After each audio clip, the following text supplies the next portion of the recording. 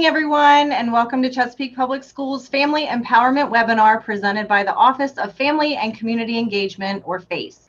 I am Laura Lerf, one of the FACE specialists. We're really excited to continue our student financial literacy series in partnership with Navy Federal Credit Union tonight. So far in our series, we have discussed managing your money and debit cards and credit cards. Tonight, our third presentation will cover consumer loans and paying for higher education. Our final session next Tuesday, May 9th, will be on managing credit and identity theft. Don't forget, if you attend all 4 sessions, you will be entered into our drawing for an Amazon gift card. We'd like to welcome back the team of experts from Navy Federal Credit Union, Kate and Ellen, who are our presenters for the series. Please remember that this video is being recorded for future use on our YouTube channel. In order to make our webinar more interactive and allow you to ask and answer questions live with our panelists, we have enabled the chat feature this evening. We will not have our Q&A open, so please feel free to put any questions or comments that you may have in the chat for everyone to see. And at this time, I will turn the program over to Navy Federal. Good afternoon, everyone. My name is Caitlin. I work for Navy Federal. Today we are going to be talking about consumer loans and paying for higher education. A little bit about me. I am an Indian River alumni, so go Braves. I will tell you that there's a lot of important information in this discussion that we're having today, and a lot of it was enlightening for me as well. I recently made the decision to go back to school, so everything in here is very helpful for you guys' future, especially if you're thinking about attending college. And right with me is my co-host Ellen. Hi, everyone, again. I know if you've been with us for the past 2 sessions, again, I work for Navy Federal as well. I've held different titles, positions. I've been with the company for about almost 11 years. A lot of my experience, with finances actually started at your age. So we find that the information that we'll be sharing today will be helpful and inspiring. And a couple things we wanted to see is, at this age, you're probably thinking about what schools you may want to potentially apply to for college. If anyone would like to share, please feel free to put it in our chat here.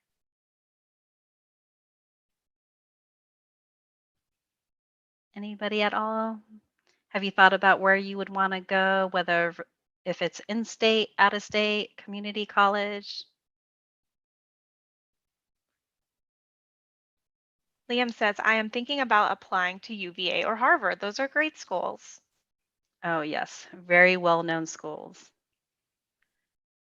Linda says, Oh, I am enrolled at National University.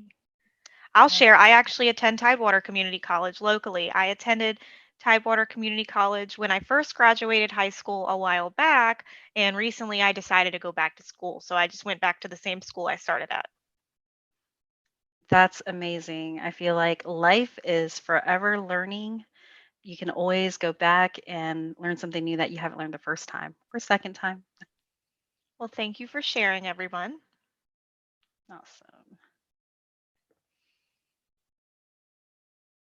Ellen's going to work on sharing we're going to work on sharing our PowerPoint with you, and then we'll get started.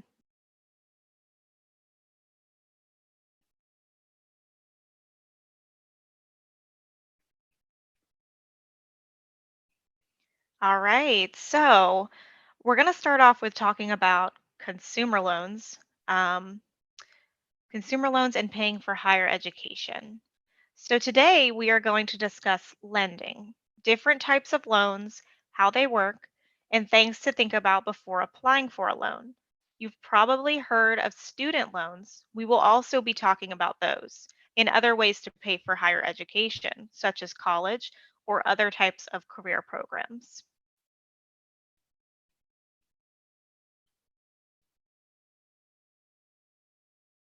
So what is a consumer loan?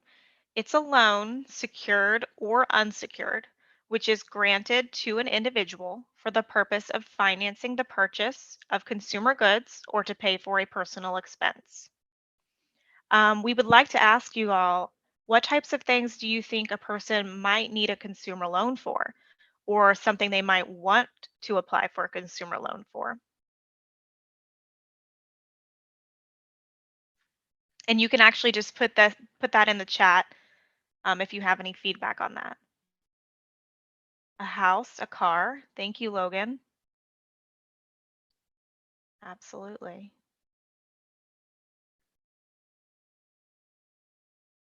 All right. So those are great examples. Consumer loans, okay. Logan says maybe an apartment. Linda says home repairs, absolutely.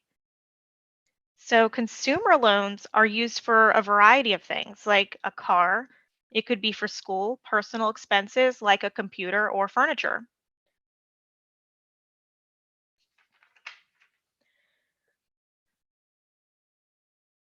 Things to know. So when deciding whether to obtain a personal loan, consider the benefits and responsibilities. A consumer loan, for one, obligates future income. You'll be required to set aside a certain amount of future income for the loan payments. So you need to make sure that you have a secure paycheck, not just a temporary or seasonal job. It requires discipline. Borrowing wisely means not borrowing more than you can comfortably pay off. Don't let the thrill of buying or having a sum of cash obligate you to more than what you can afford. It makes it possible to meet unexpected expenses. So the ability to borrow and make affordable payments can be helpful if an emergency arises that requires extra money. And lastly, it allows you to obtain products and services now and pay for them later. A loan can provide an opportunity to purchase bigger ticket items that and use them right away and pay for them over a longer term.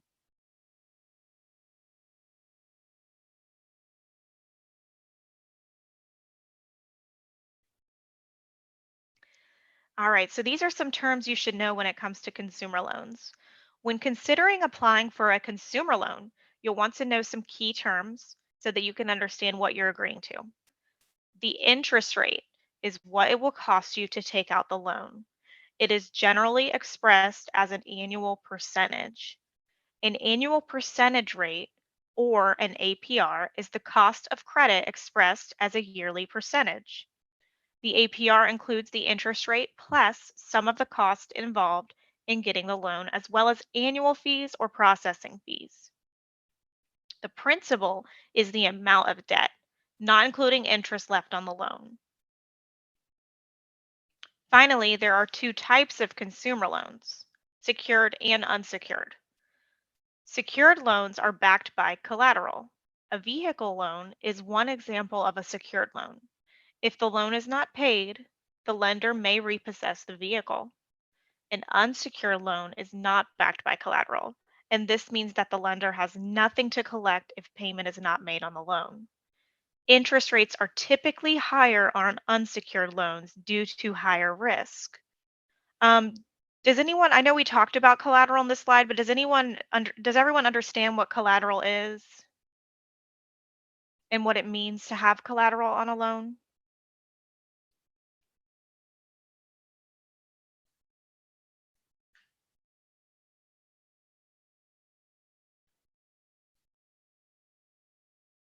Feel free to drop it in the, or type it in the chat if you have an idea of what it means to have collateral.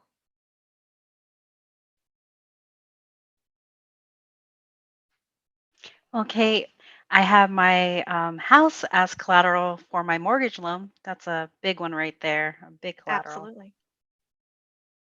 Absolutely. And the car is another example. So your car could be collateral on a loan. A personal loan is more just cash to you to make purchases for goods that may not be secure. So if no one has any questions, we can move on to the next slide. Feel free to drop any questions if you have any so far. Okay, we're going to talk about some examples of loan payments. So let's look at some examples of loan payments and how much it will cost you to borrow. The first example here is a used car loan. If you borrow $7,000 at an interest rate of 3.99% for 60 months, your monthly payment will be $129.03. It would cost you $723.13 to finance the loan, meaning you would be paying a total of $7,723.13 for your car. And you would have to make a commitment for 5 years to make that monthly payment. Payment is applied to the accrued interest first. The remainder of the payment will be made to the principal balance. If you are late on a payment, you will incur late payment fees. The part of your payment will be applied to those fees before it is applied to the principal. Here is an example of a personal loan that is not secured by any collateral. Let's say that you're borrowing money to buy things you need for college, such as a computer, books, a bike, etc. Since there isn't any collateral, the interest rate is higher. So you borrow $2,500 for 24 months, and your interest rate is higher, it's 12.25%. Your monthly payment would be $118.10. You would be paying back a total of $2,834.40. Before we move on to the last example, we just want to do a pulse check. If everyone could just type green light in the chat if everyone's understanding the example so far, and if not, feel free to ask questions. But if you can just type green light, so we know we're good to go, and we'll move on to the third. Okay, awesome. We got some green lights.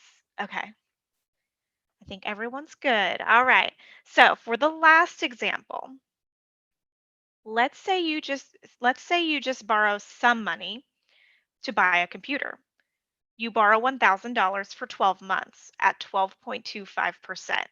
Your monthly payment would be $89.23, and you would pay back a total of $1,071.12.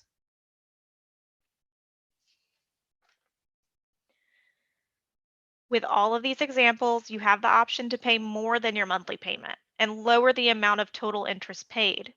A consumer loan can help you to purchase the items you need right away, but you'll pay more than the original cost of those items. It's important to know what the cost will be before you agree to the conditions of a loan.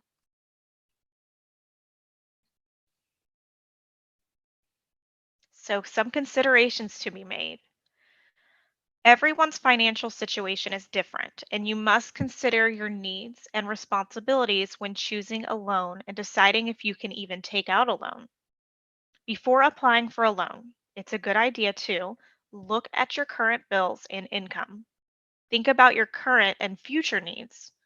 Prepare a budget before taking out any loan to determine if you will have enough money to repay it. Shop around for the best loan and make sure that you compare monthly payments and total cost in addition to the interest rate. Do not let anyone pressure you into making a decision. Make sure you understand the terms of the loan and read all documents before you sign them. Make sure no lines are left blank.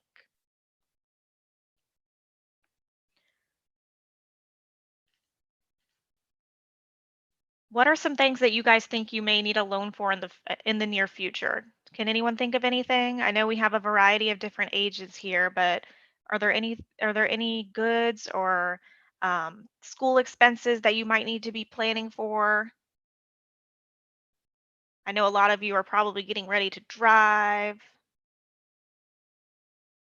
a computer. Yeah.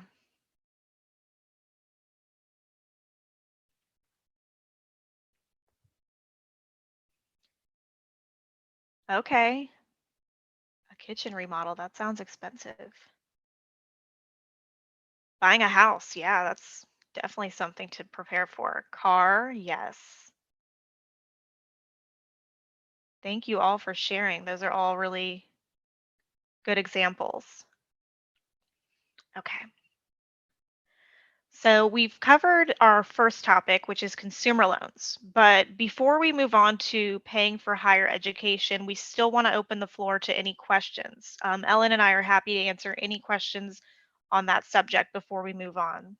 Feel free to put it in the chat.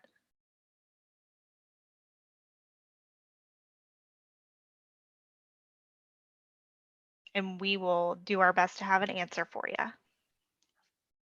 Thank you. Even if you feel like you don't have the time to type it in, we're still going to review the chat, so no rush Yes. at all. So thank you so much. Okay.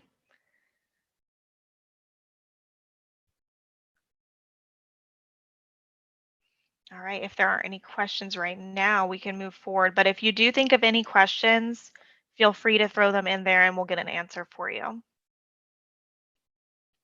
Okay. So our next subject is paying for higher education or training. So now we're going to discuss the paying for higher education and training, which may or may not involve student loans. No matter the financial status of an individual, there are resources and aid available to students. Let's look at some of the options. Scholarships and financial aid. Let's start by talking about scholarships and financial aid. The cost of tuition and fees at a public four-year college is more than 3 times what it was 30 years ago, making scholarships more important now than ever. Let's take a look at some incredible statistics about the importance of scholarships. There is enough scholarship and grant money available to give $9,744 to every full-time student. 31% of the average college bill is being covered by grants and scholarships, with parental borrowing taking care of about 24%.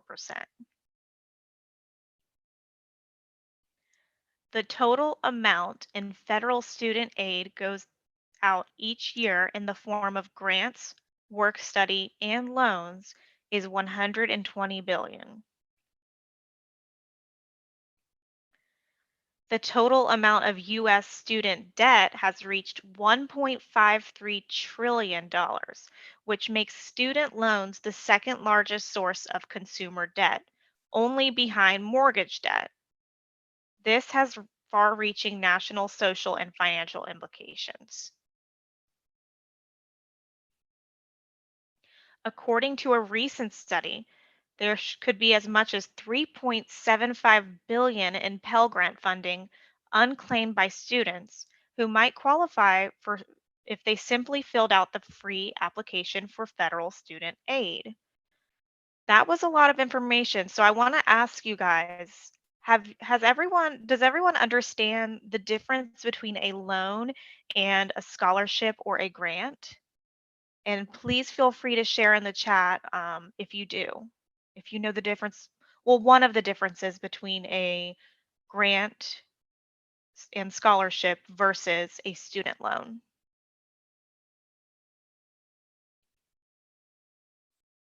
Well, while we're waiting on this, Linda said that 1.53 trillion. That is a lot of money. I don't think I've ever had to count that high in my life. No. Ethan actually says a loan has to be paid back, and that's correct. So a loan does have to be paid back usually. With a grant or a scholarship, it's money that's given to you, and sometimes there are terms and conditions that you have to meet a certain academic requirement or have a certain grade, but you typically don't have to pay those back. And one way you can find out if you're eligible for something like that is by filling out your FAFSA. And your FAFSA can be filled out online, but you can also go to your potential college to get help with that.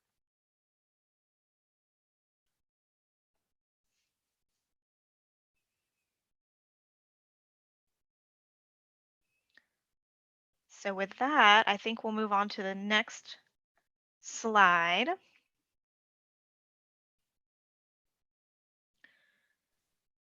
which talks a little bit about finding scholarships and grants. So let's look at a few questions you might have to have on how to find scholarships and grants that you may qualify for. What types of scholarships and grants are available? Merit-based scholarships. These have certain standards, perhaps academics or a specific talent that you may meet to qualify. Financial needs scholarships. These may come with both academic requirements and financial ones. Category-based scholarship. Some are for women, for example, or for people from military families. This is the category where you can find some opportunities that you may have never thought of, such as a scholarship for left-handed students. Where to begin? To find opportunities, the U.S. Department of Education recommends these strategies. Talk to your high school counselor. Meet with the financial aid office at your college of choice. See if your employer or your parent's employer offers scholarships. Look into opportunities offered by foundations, religious, and community organizations. Inquire with local businesses, perhaps those associated with the career interests, professional associations, or other civic groups. Let's look at some interesting examples of real category-based scholarships. So, if you dazzle your friends with the ability to make prom outfits using only duct tape, you could win a $10,000 Stuck at Prom scholarship. Or maybe you have the best plan ever to survive the zombie apocalypse. If so, you could apply for the apocalypse. That's a tongue twister. Apocalypse scholarship for $2,000, where you can show off your survival and planning skills. Tall students in the Phoenix metropolitan area, 5'10" for females and 6'2" for males, can apply for the Central Arizona Tall Society Tall Club Scholarship Program. With a little research, you can find out there's other scholarship opportunities you would have never imagined. So, with that said, Ellen and I would like to ask you, what are some scholarships that you think you may be interested in? Do you have any special talents that may earn you a scholarship? It could be music, it could be writing. Oh, look at that. We got some helpful information there from the group. Yes. I'm glad that they have a site listed full of scholarships. I did not have that kind of resource back in my days.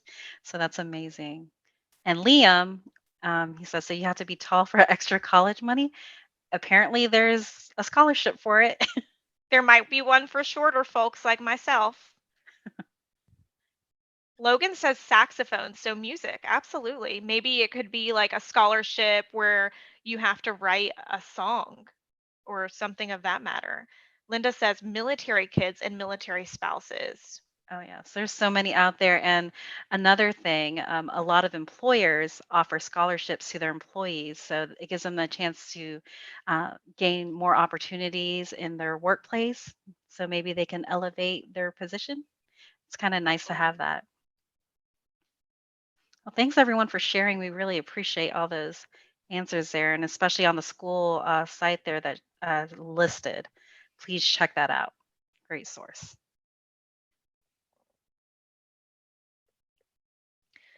All right, well, with that said, we will move on to our next slide here. So, in addition to scholarships, there are many financial aid options. There is aid for military families. Qualifications include serving in the military or for being the spouse or child of a veteran. Aid for international studies. Federal student aid may be available for studying at a school outside of the United States, whether you're studying abroad or getting your degree from an international school. Work study programs.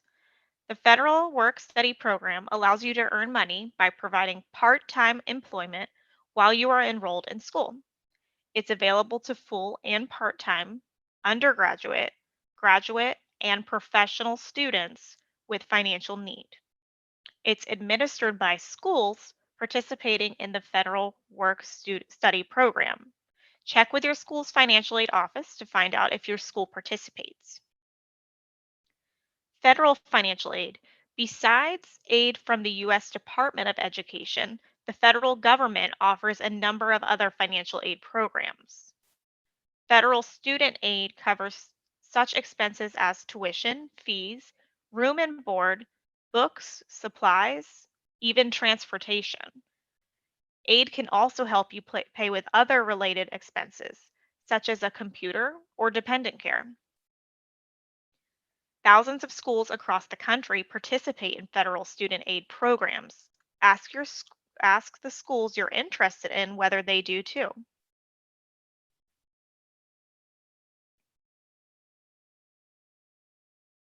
Okay, we're gonna take a little pulse check here. I know that was a lot of information. Looks like Logan asked a question, does Navy Federal have one? Yep, and Linda actually answered that question for him. So yes, they do. They do offer scholarships for employees who go back to school.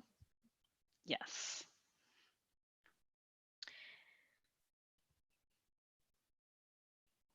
So while we do that, I don't know if anyone has any other comments in reference to this, Questions, especially the yeah. scholarships.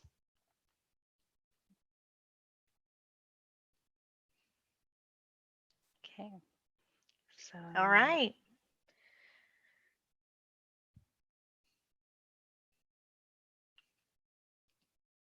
All right. So, with that said, in a perfect world, you would get a full ride to college through scholarships and grants that do not need to be paid back. But often, even with scholarships and grants, students may need to take out a student loan. Types of student loan choices fall into two broad categories.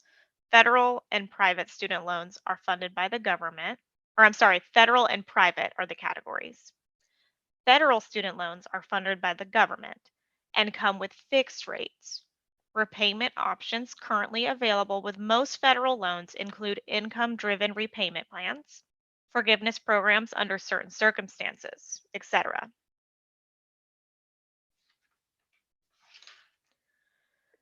Federal student loan options include direct, subsidized loans are available to undergraduates with financial need. The U.S. Department of Education pays the interest on these loans while you're in school for the first 6 months after you leave school and during a period of deferment. Direct, unsubsidized loans are available to undergraduate and graduate students, regardless of financial need. The student is responsible for paying all interest on direct, unsubsidized loans during all periods.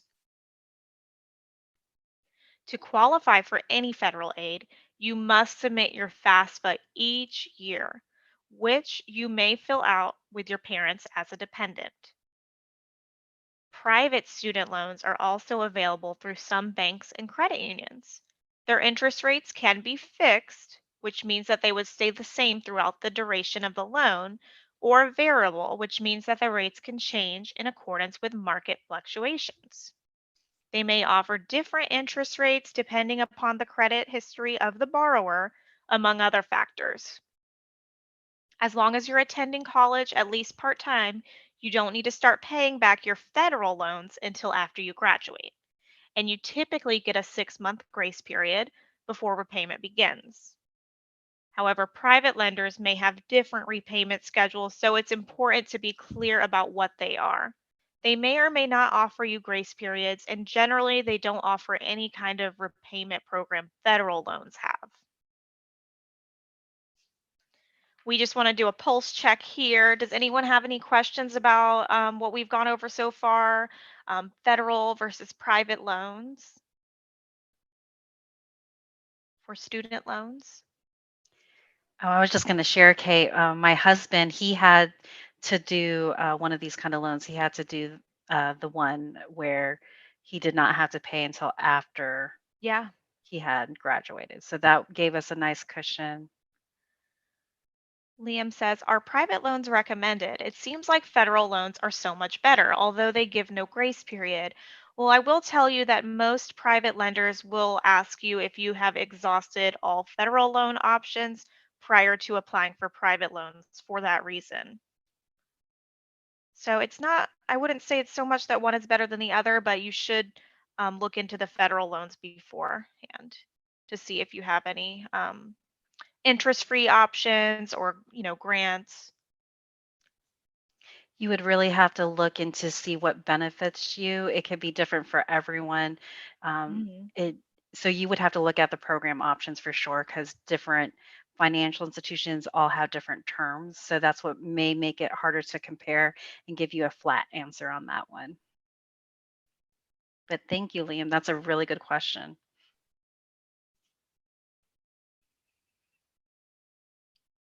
We'll wait another moment just in case we have any other questions coming in.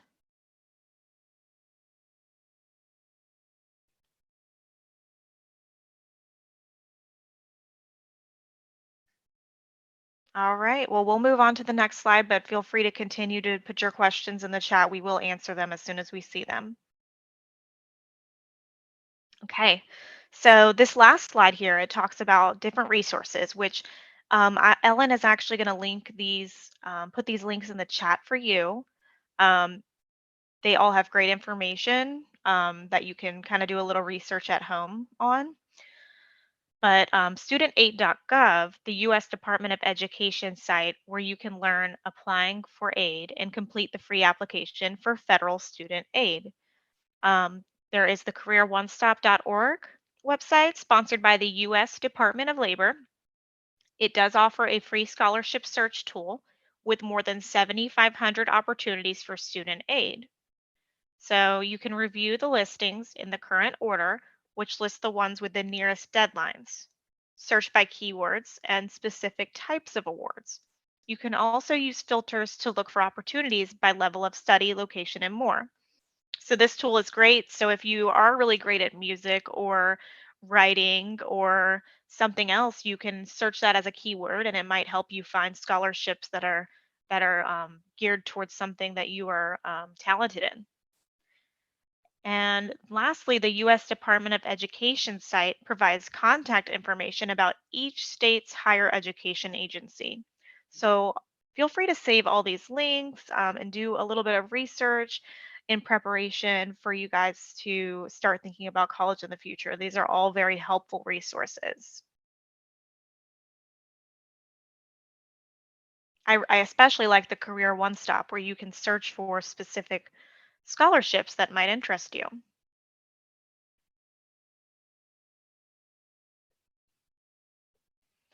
So now we have reached the end of our presentation. However, we want to make sure that everyone leaves with questions answered. So please, if you have questions about any of the topics, consumer loans, personal loans too, paying for higher education, we would love to see those questions and answer them. Or if you have a comment, and if you don't have a question, if everyone can share something that they learned at this presentation, something you didn't know before that you learned from watching this today.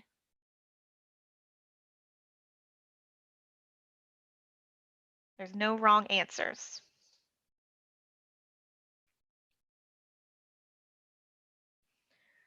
Liam says, I learned that there are way more scholarships than just getting good grades, and that is absolutely true.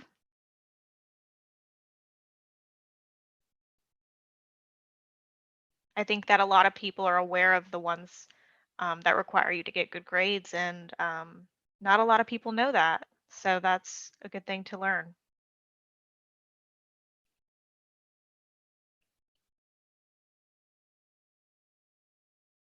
Okay, and then we have an answer from Logan. So he said he learned that there are tons of types of loans and how to handle them.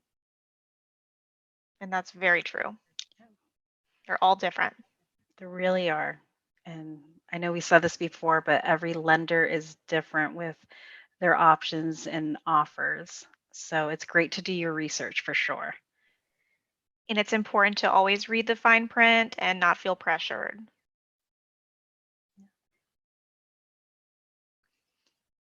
Let's see. Ethan says sources of funding for college. So yeah, Ethan learned that there are multiple sources of funding for college. Yeah, these resources that you have in this chat today, everything that has been shared between your school and even with our links here, you will find so much that you can work with for sure. Absolutely. And I do believe that the school should be sending you guys some handouts for this as well, this topic as well. So You should be getting those emailed to you.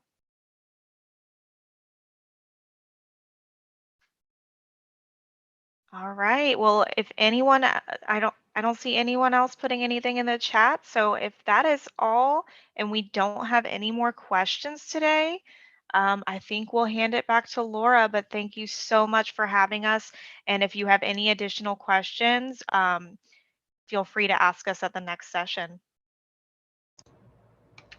Thank you guys so much. This was awesome information that you shared for our students, and definitely very relevant, especially for our students that are in high school and thinking about college. So it's very cool to see the things that they learn. So thank you very much to the participants for putting your answers in the chat.